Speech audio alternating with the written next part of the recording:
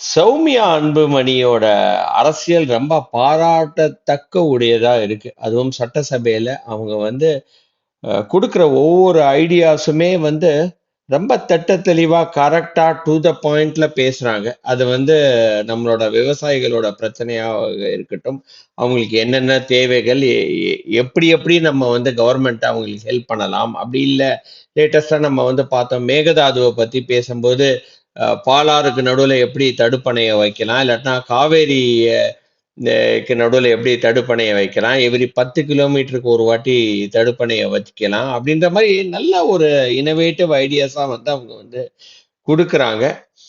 நம்மளுடைய பாராட்டுகள் மட்டும் இல்லாம தமிழ்நாடு மக்களே அவங்க பேசும்போது, ஏன்னா வந்து எங்க அம்மாவே சொல்றாங்க இன்னைக்கு சட்டசபை நிகழ்வுகள் எல்லாம் பார்க்கும்போது சௌமியா அவங்க பேசும்போது நான் உன்னிப்பா கவனிக்கிறேன். ஏன்னா ரொம்ப நல்லா பேசுறாங்க.